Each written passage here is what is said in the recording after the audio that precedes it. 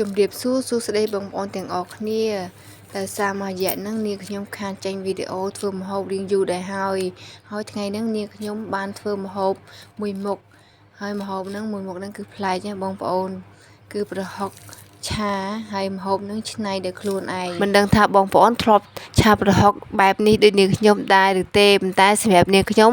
ធ្វើលើកទី1ហើយមានរសជាតិឆ្ងាញ់ជាប់ចិត្តតែម្ដងខ្ញុំនិយាយនេះសម្រាប់អ្នកចូលចិត្តប្រហុកប៉ុន្តែអ្នកអត់ចូលចិត្តប្រហុកមិនដឹងយ៉ាងណាទេប៉ុន្តែនាងខ្ញុំវិញចូលចិត្តលេខ1ហើយបងប្អូនទោះបីជាញ៉ាំហើយតឹងច្រមុះយ៉ាងណាក៏ចូលចិត្តដែរបងប្អូនអើយព្រោះថាវាឆ្ងាញ់ហើយប្រហុកហ្នឹងគឺប្រហុកដែលម៉ែខ្ញុំធ្វើដោយផ្ទាល់ដៃហ្មងអត់ទិញពីផ្សារទេដោយសារតែ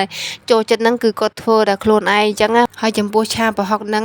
បន្លែគឺត្រូវជាមួយនឹងផ្ទីបងប្អូនចំពោះតកួនវិញអត់សូវឆ្ងាញ់ទេចាញ់ផ្ទីទេហើយផ្ទីឆ្ងាញ់ជាងបងប្អូននាងខ្ញុំកាត់តកួនហ្នឹងគឺនាងខ្ញុំកាត់ទៅចែកអ្នកជិតខាងបងប្អូនដោយសារតែវាលាស់ច្រើនពេកអញ្ចឹងចែកអ្នកជិតខាងហូបទៅពេលគេមានអីគេឲ្យយើងពេលយើងមានអីយើងឲ្យគេម្ដងម្នាក់អញ្ចឹងណាចែកគ្នាទៅវិញទៅមកអញ្ចឹងណាតកួនឃើញល្អឃើញអីចឹងនាងខ្ញុំមិនដែលបានបាច់ជីបាច់អីទេបងប្អូនស្រួយទៅទឹកទេមួយថ្ងៃស្រួយម្ដងអញ្ចឹងណា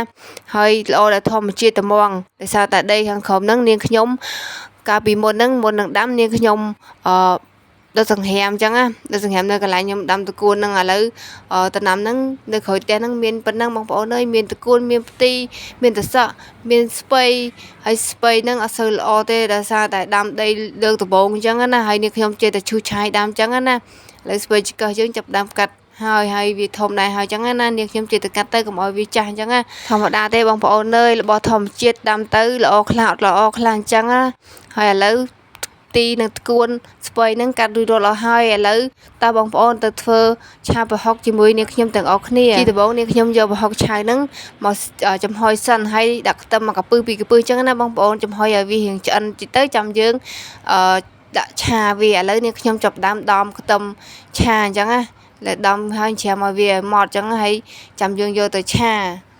ឥឡូវផ្ទះចាប់ដើមក្តៅហើយនាងខ្ញុំចាក់ខ្លាញ់បន្តិចបន្តមកទៀតនាងខ្ញុំដាក់ខ្ទឹមសបំពងវាឲ្យឡើងក្រហមឈ្ងុយដល់ផ្ទះ1ផ្ទះ2អញ្ចឹងណាដល់ពេលឥឡូវខ្ទឹមរបស់យើងបានក្រហមហើយនាងខ្ញុំចាប់ដើមដាក់ប្រហុកដែលយើងចំហុយរួចរាល់ហ្នឹងដាក់ចូលជាមួយនឹងខ្ទឹមបំពងហ្នឹងទៅលីងចុះលីងឡើងហើយនាងខ្ញុំដាក់ទឹកបន្តិចរួចបន្ថែមប៊ីចេងបន្តិចស្ករបន្តិចនិងម្ទេសផងបងប្អូនពេលដាក់ហ្នឹងនាងខ្ញុំអត់បានថតទេឥឡូវដល់វគ្គសូបទីហើយកុំស្រូវយូរពេកបងប្អូនស្រូវតែមួយផ្លែបានហើយបើសិនជាបងប្អូនចង់ឲ្យទន់បងប្អូនបន្ថែមប្រេងឆាបន្តិចទៅរួចរាល់ជាការស្រេចហើយជាបងប្អូន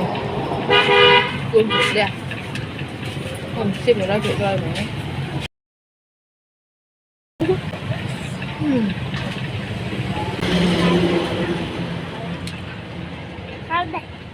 How